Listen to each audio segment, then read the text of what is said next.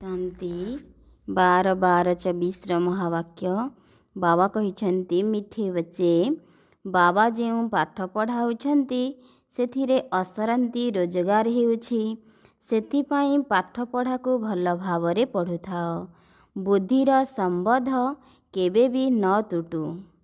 बाबा जो पाठ पढ़ाउछन्ति सेथिरे असरंती रोजगार हेउछि सेथिपाई पाठ पढ़ा को भल भावरे पढ़ुथाओ बुद्धिर संबंध केबे भी न तुटू। बाबांकर प्रश्न अछि जेउ मानंकर विनाश काल रे विपरीत बुद्धि सेमानंकु तुमर केउ कथारे हस लागि थाए। जेउ मानंकर विनाश काल रे विपरीत बुद्धि सेमानंकु तुमर केउ कथारे हस लागि थाए।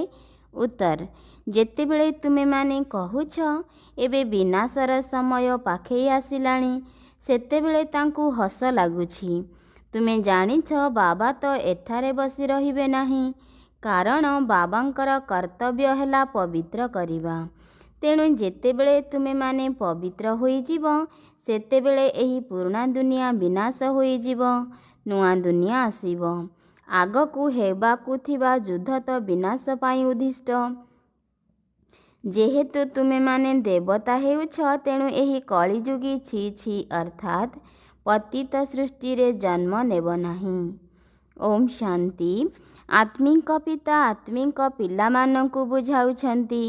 पिला माने जानुछन्ति जे आमे बहुत अज्ञानी होई जाइथिलु माया रावण आमंकु अज्ञानी करि देइथिला। एक कथा मध्य पिला माने जानुछन्ति जे बाबांकु निश्चिंत आसीबाकू हेब जेहेतु नुआ सृष्टि स्थापना हेबार अछि। तीनोटी चित्र मध्य रहिछि ब्रह्मांक द्वारा स्थापना विष्णुंक द्वारा पालना शंकरंक द्वारा विनाश। काहेकि ना बाबा तो करी कराइला वाला अटंती ना से ही केवल जणे जिए कि करी थांती एवं कराई थांती।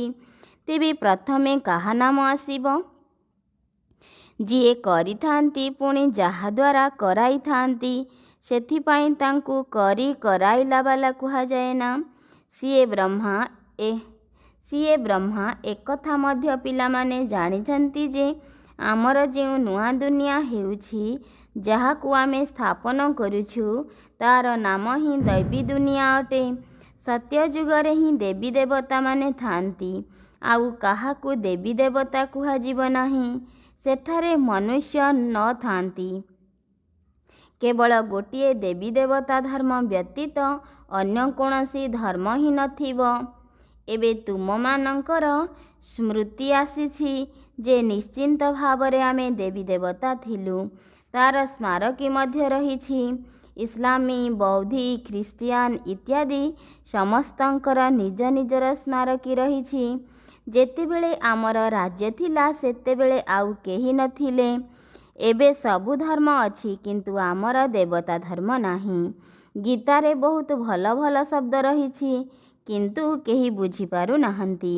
बाबा कहुछन्ति विनाश काल रे विपरीत बुद्धि एवं विनाश काल रे प्रीति बुद्धि। विनाश तो एबे हेबाकू जाउछि। बाबा संगम जुगरे ही आसुछन्ति जेतेबेले कि परिवर्तन हेबाकू जाउछि। बाबा तुम पिला मानंकु पुराणा बदल रे सब किछि नुआ देउछन्ति। सीए बणिया अटंती तो धोबा मध्य अटंती बड़ बेपारी मध्य अटंती। कोटिकरे क्वचित केही केही बाबांक सहित बेपार अर्थात सौदा करि थांती। एबे बेपार रे तो असरंती लाभ रहिछि। पाठ पढ़ारे फायदा अर्थात लाभ बहुत होई थाए। महिमा मध्य करा जाए जे पाठ पढ़ा रोजगार एक पंथा अटे। तेबे एही ठारे ही जन्म जन्मांतर पाई रोजगार हेउछि। तेणु एभली पाठ को भल भावरे पढ़िबा दरकार ना। एवं मु बहुत सहज रीति मध्य पढ़ाउछि। केवल सप्ताहटिए बुझी नेई पुणी केउठाकू भी जाओ तुमको पाठ अर्थात मुरली मिली पारिबो जहा द्वारा मो ठारू संबंध केबे तुटिबो नाही। एहा हेउछि आत्मा मानंकर परमात्मांक सहित संबंध। गीतारे मध्य एही कथा उल्लेख अछि विनाश काल रे विपरीत बुद्धि विनश्यन्ति प्रीति बुद्धि विजयन्ति। ତୁମେମାନେ ଜାଣିଛ ବର୍ତ୍ତମାନ ସମୟରେ ମନୁଷ୍ୟ ଜଣେ ଅନ୍ୟ ଜଣକୁ ହାଣି ମାରି ଚାଲିଛନ୍ତି। ଏମାନଙ୍କ ଭଳି କ୍ରୋଧ ବା ବିକାର ଅନ୍ୟ କାହାଠାରେ ନାହିଁ। ଗାୟନ ମଧ୍ୟ ଅଛି ଯେ ଦ୍ରୌପଦୀ ଡାକିଥିଲେ। ବାବା ବୁଝାଉଛନ୍ତି ତୁମେ ସବୁ ଦ୍ରୌପଦୀ ଅଟ। ଭଗବାନ ଉବାଚ, ବାବା କହୁଛନ୍ତି ପିଲାମାନେ ଏବେ ବିକାରର ବଶବର୍ତ୍ତୀ ହୁଅ ନାହିଁ। ମୁଁ ତୁମମାନଙ୍କୁ ସ୍ୱର୍ଗକୁ ନେଇ ଯାଉଛି। ସେଥିପାଇଁ କେବଳ ମୋତେ ମନେ ପକାଅ। ଏବେ ବିନାଶ କାଳ ନା, କିନ୍ତୁ ମନୁଷ୍ୟମାନେ କାହାରି କଥା ଶୁଣୁନାହାନ୍ତି, କେବଳ ଲଢ଼େଇ କରି ଚାଲିଛନ୍ତି।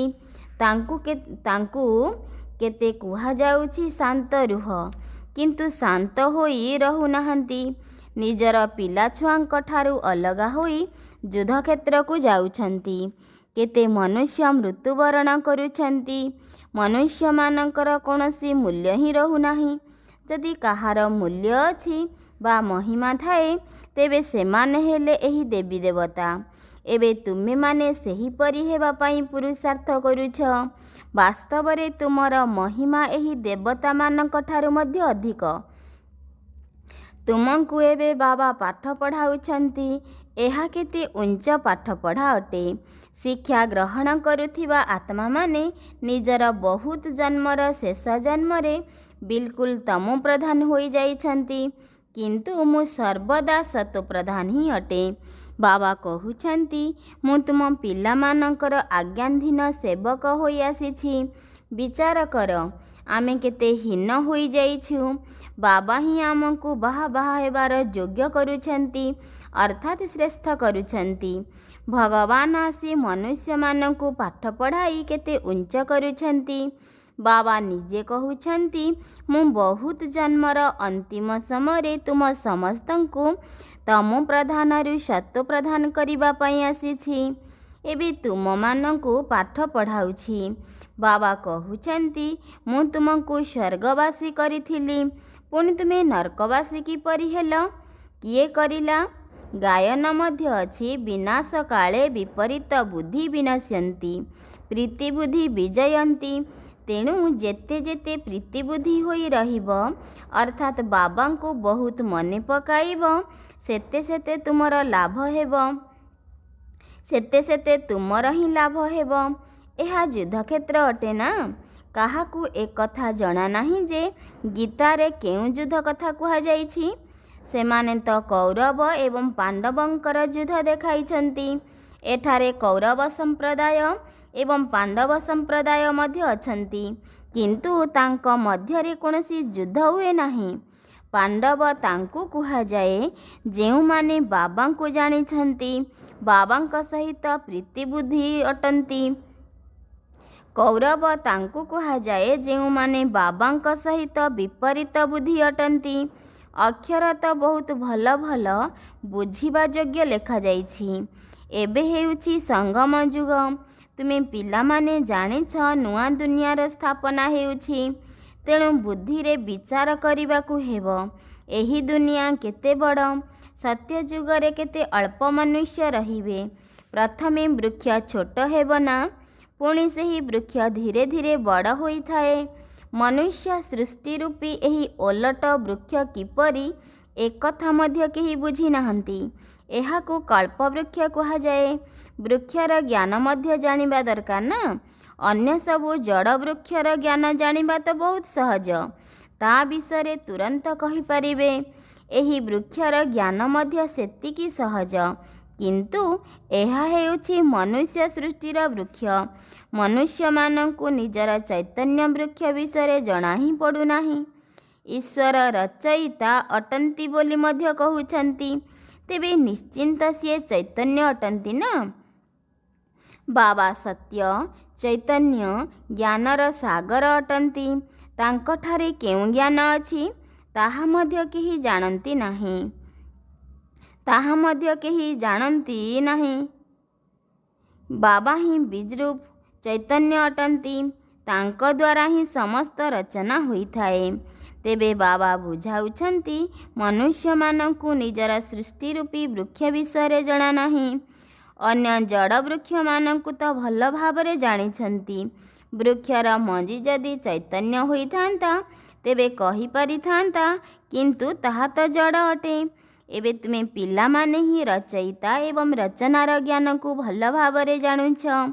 ସିଏ ସତ୍ୟ, ଚୈତନ୍ୟ ଓ ଜ୍ଞାନର ସାଗର ଅଟନ୍ତି।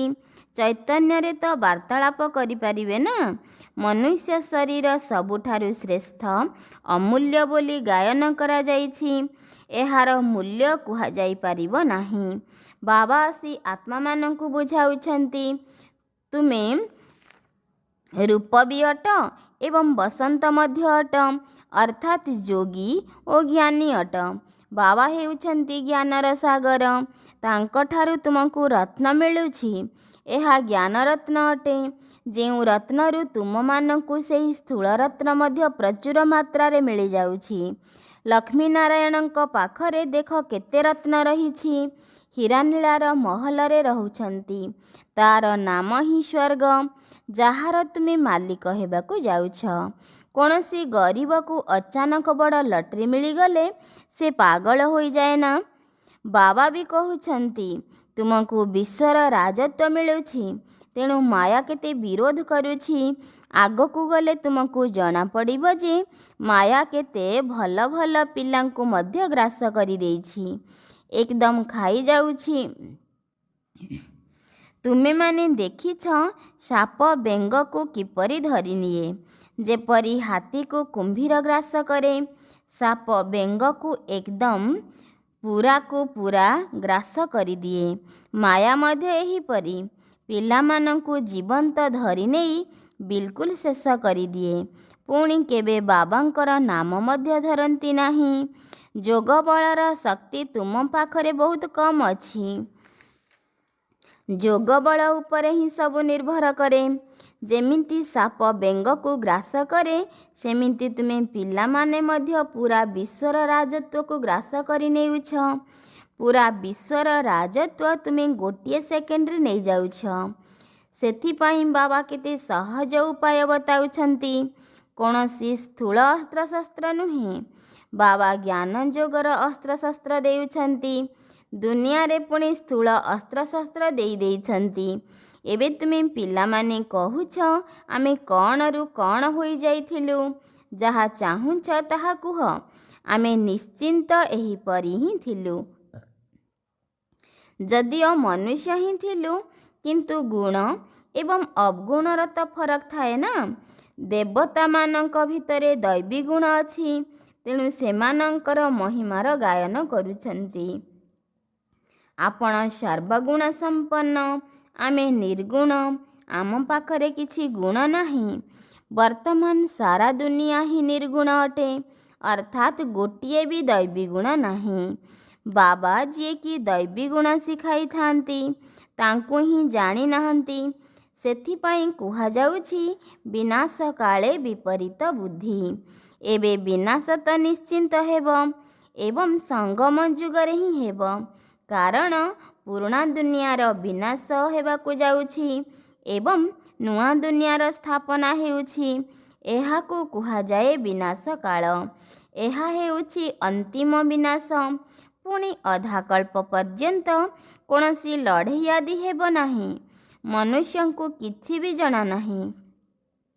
ବିନାଶ କାଳରେ ବିପରୀତ ବୁଦ୍ଧି ଅଟନ୍ତି, ତେଣୁ ପୁରୁଣା ଦୁନିଆର ବିନାଶ ନିଶ୍ଚିନ୍ତ ହେବ ନା। ଏହି ପୁରୁଣା ଦୁନିଆରେ କେତେ ଦୁର୍ବିପାକ ହେଉଛି, ମୃତ୍ୟୁବରଣ କରି ଚାଲିଛନ୍ତି। ବାବା ଏହି ସମୟର ଅବସ୍ଥା କଥା ଶୁଣାଉଛନ୍ତି। ଅନ୍ତର ତ ବହୁତ ଅଛି ନା। ଆଜି ଭାରତର ଅବସ୍ଥା ଏଭଳି ଅଛି, କାଲି ଭାରତ କ'ଣ ହେବ? ଆଜି ଏଭଳି ଅଛି, ଆଜି ଏଭଳି ଅଛ, କାଲି ତୁମେ କେଉଁଠି ଥିବ? ତୁମେମାନେ ଜାଣିଛ ପ୍ରଥମେ ନୂଆ ଦୁନିଆ କେତେ ଛୋଟ ଥିଲା।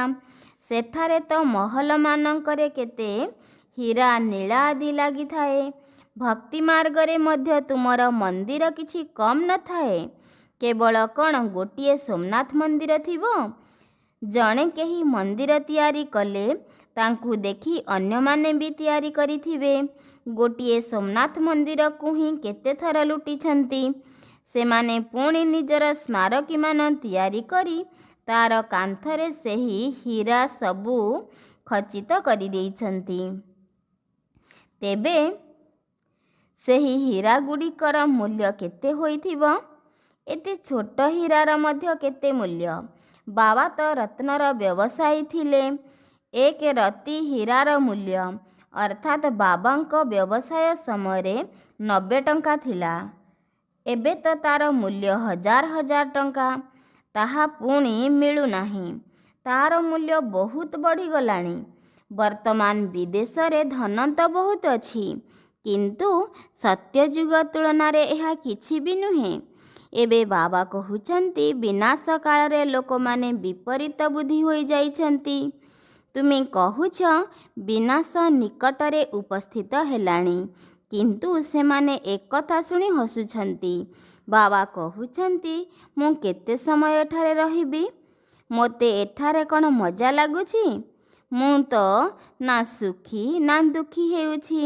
ମୋର ଡ୍ୟୁଟି ଅର୍ଥାତ୍ କର୍ତ୍ତବ୍ୟ ହେଉଛି ପବିତ୍ର କରିବା। ତୁମେ ପବିତ୍ର ଥିଲ, ଏବେ ଏପରି ପତିତ ହୋଇଯାଇଛ, ପୁଣି ତୁମକୁ ଏଭଳି ଉଚ୍ଚ ପବିତ୍ର କରୁଛି। ତୁମେ ଜାଣିଛ ଆମେ ପୁଣି ସେହିଭଳି ହେବୁ। ଏବେ ତୁମମାନଙ୍କୁ ଜ୍ଞାନ ମିଳିଯାଇଛି। ଆମେ ଏହି ଦୈବୀକୁଳର ସଦସ୍ୟ ଥିଲୁ। ଆମର ନିଜର ରାଜତ୍ୱ ଥିଲା, ପୁଣି ଏହିଭଳି ନିଜ ରାଜତ୍ୱକୁ ହରାଇଛୁ। ପୁଣି ଅନ୍ୟମାନେ ଆସି ରାଜତ୍ୱ କଲେ। ଏବେ ଏହି ଚକ୍ର ସମ୍ପୂର୍ଣ୍ଣ ହେବାକୁ ଯାଉଛି। ତୁମେମାନେ ଜାଣୁଛ ଯେ ଏଥିରେ ଲକ୍ଷ ଲକ୍ଷ ବର୍ଷର କଥା ହିଁ ନାହିଁ। ଏହି ଲଢ଼େଇ ତ ବିନାଶ ପାଇଁ ହେବ। ସତ୍ୟଯୁଗରେ ବହୁତ ଆରାମରେ ମରିବେ। କୌଣସି କଷ୍ଟ ହେବ ନାହିଁ। ଡାକ୍ତରଖାନା ମଧ୍ୟ ନଥିବ। ସେଠାରେ କିଏ ବସି ସେବା କରିବ ଆଉ କାନ୍ଦିବ? ସେଠାରେ ତ ଏହି ପ୍ରଥା ହିଁ ନାହିଁ। ସେମାନଙ୍କର ମୃତ୍ୟୁ ସହଜରେ ହେବ। ଏଠାରେ ତ ଦୁଃଖୀ ହୋଇ ମରିବେ, କାରଣ ତୁମେ ସୁଖ ମଧ୍ୟ ବହୁତ ଦେଖିଛ। ତେଣୁ ଦୁଃଖ ମଧ୍ୟ ତୁମକୁ ଦେଖିବାକୁ ପଡ଼ିବ। ରକ୍ତର ନଦୀ ଏହିଠାରେ ହିଁ ବହିବ। ସେମାନେ ଭାବୁଛନ୍ତି ଏହି ଲଢ଼େଇ ପୁଣି ଶାନ୍ତ ହୋଇଯିବ, କିନ୍ତୁ ଶାନ୍ତ ତ ହେବାର ହିଁ ନାହିଁ। କଥାରେ ଅଛି ମିରୁଆ ମଉତ ମଲୁକା ଶିକାର, ଅର୍ଥାତ୍ କାହାର ପୁଷ ମାସ ତ କାହାର ସର୍ବନାଶ। ଯେହେତୁ ତୁମେମାନେ ଦେବତା ହେଉଛ, ତେଣୁ କଳିଯୁଗୀ ନର୍କ ଦୁନିଆରେ ତ ଜନ୍ମ ନେବ ନାହିଁ। ଗୀତାରେ ମଧ୍ୟ ଅଛି ଭଗବାନ ଉବାଚ, ବିନାଶ ମଧ୍ୟ ଦେଖ, ସ୍ଥାପନା ମଧ୍ୟ ଦେଖ। ସାକ୍ଷାତକାର ହୋଇଥିଲା ନା? ପୁଣି ଏହି ସାକ୍ଷାତକାର ସବୁ ଅନ୍ତିମ ସମୟରେ ହେବ। ଅମୁକ ଅମୁକ ଏହି ପଦ ପାଇବେ। ପୁଣି ସେ ସମୟରେ କାନ୍ଦିବେ, ବହୁତ ବହୁତ ପଶ୍ଚାତାପ କରିବେ, ସଜା ଖାଇବେ, ଦୁର୍ଭାଗ୍ୟ ପାଇଁ ଅଫସୋସ କରିବେ। କିନ୍ତୁ କ'ଣ କରିପାରିବେ? ଏହା ତ 21 ଜନ୍ମର ଲଟେରୀ ଅଟେ। ସ୍ମୃତି ତ ଆସୁଛି ନା? ସାକ୍ଷାତକାର ବିନା କାହାକୁ ଦଣ୍ଡ ମିଳିପାରିବ ନାହିଁ। ତେଣୁ ଶେଷରେ ବିଚାରାଳୟ ଅର୍ଥାତ୍ ଟ୍ରିବ୍ୟୁନାଲ ମଧ୍ୟ ବସିବ। ଆଚ୍ଛା, ମିଠା ମିଠା ଶିଖିଲଧେ ସନ୍ତାନମାନଙ୍କ ପ୍ରତି ମାତା ପିତା ବାପ ଦାଦାଙ୍କର ମଧୁର ସ୍ନେହ ସମ୍ପନ୍ନ ଶୁଭେଚ୍ଛା ଏବଂ ସୁପ୍ରଭାତ। ଆତ୍ମିକ ପିତାଙ୍କର ଆତ୍ମିକ ସନ୍ତାନମାନଙ୍କୁ ନମସ୍ତେ। ଧାରଣା ପାଇଁ ମୁଖ୍ୟ ସାରାଂଶ ନମ୍ବର 1। ନିଜ ଭିତରେ ଜ୍ଞାନରତ୍ନକୁ ଧାରଣ କରି ରୂପବସନ୍ତ ହେବାର ଅଛି। ଜ୍ଞାନରତ୍ନ ଆଧାରରେ ବିଶ୍ୱ ଉପରେ ରାଜତ୍ୱ କରିବାର ଲଟେରୀ ମଧ୍ୟ ନେବାର ଅଛି। ନମ୍ବର 2, ଏହି ବିନାଶ କାଳରେ ବାବାଙ୍କ ସହିତ ପ୍ରୀତି ରଖି ଜଣଙ୍କ ସ୍ମୃତିରେ ହିଁ ରହିବାର ଅଛି। ଏଭଳି କୌଣସି କର୍ମ କରିବାର ନାହିଁ ଯାହାକି ଶେଷ ସମୟରେ ପଶ୍ଚାତାପ କରିବାକୁ ପଡ଼ିବ ଅଥବା ନିଜର ଦୁର୍ଭାଗ୍ୟ ପାଇଁ ଅଫସୋସ କରିବାକୁ ପଡ଼ିବ। ଆଜି ବାବାଙ୍କର ବରଦାନ ଅଛି, ସଦା ସ୍ନେହୀ ହୋଇ ଉଡ଼ିବାର କଳାର ବରଦାନ ପ୍ରାପ୍ତ କରୁଥିବା ନିଶ୍ଚିନ୍ତ ବିଜୟୀ ତଥା ନିଶ୍ଚିନ୍ତ ହୁଅ। ସଦା ସ୍ନେହୀ ହୋଇ ଉଡ଼ିବାର କଳାର ବରଦାନ ପ୍ରାପ୍ତ କରୁଥିବା ନିଶ୍ଚିନ୍ତ ବିଜୟୀ ତଥା ନିଶ୍ଚିନ୍ତ ହୁଅ। ବିସ୍ତାର। ସ୍ନେହୀ ପିଲାମାନଙ୍କୁ ବାପ ଦାଦାଙ୍କ ଦ୍ୱାରା ଉଡ଼ିବାର କଳାର ବରଦାନ ମିଳିଯାଇଥାଏ। ଯଦି ବାବା କହୁଛନ୍ତି ଯଦି ଉଡ଼ିବାର କଳା ଦ୍ୱାରା ଗୋଟିଏ ସେକେଣ୍ଡରେ ବାପ ଦାଦାଙ୍କ ପାଖରେ ପହଞ୍ଚିଯିବେ, ତେବେ ମାୟା ଯେମିତିକା ସ୍ୱରୂପରେ ଆସିଥାଉ ନା କାହିଁକି ତୁମକୁ ଛୁଇଁ ପାରିବ ନାହିଁ। କାରଣ ପରମାତ୍ମାଙ୍କର ଛତ୍ରଛାୟା ଭିତରକୁ ମାୟାର ଛାଇ ମଧ୍ୟ ଆସିପାରିବ ନାହିଁ। ସ୍ନେହ ମେହନତକୁ ମନୋରଞ୍ଜନରେ ପରିବର୍ତ୍ତନ କରିଦେଇଥାଏ। ସ୍ନେହ ପ୍ରତ୍ୟେକ କର୍ମରେ ନିଶ୍ଚିନ୍ତ ବିଜୟୀ ସ୍ଥିତିର ଅନୁଭବ କରାଇଥାଏ। ସେଥିପାଇଁ ସ୍ନେହୀ ପିଲାମାନେ ସବୁ ସମୟରେ ନିଶ୍ଚିନ୍ତ ରହିଥାନ୍ତି। ଆଜି ବାବାଙ୍କର ସ୍ଲୋଗାନ ଅଛି, ନଥିଙ୍ଗ ନ୍ୟୁ, ଅର୍ଥାତ୍ କିଛି ବି ନୂଆ କଥା ନୁହେଁ। ଏହି ସ୍ମୃତି ଦ୍ୱାରା ଯଦି ସର୍ବଦା ଅଚଳ ରହିବ, ତେବେ ଖୁସିରେ ନାଚିବାକୁ ଲାଗିବ। ନଥିଙ୍ଗ ନ୍ୟୁ ଅର୍ଥାତ୍ କିଛି ବି ନୂଆ କଥା ନୁହେଁ। ଏହି ସ୍ମୃତି ଦ୍ୱାରା ଯଦି ସର୍ବଦା ଅଚଳ ରହିବ, ତେବେ ଖୁସିରେ ନାଚିବାକୁ ଲାଗିବ। ଆଚ୍ଛା, ଓମ୍ ଶାନ୍ତି।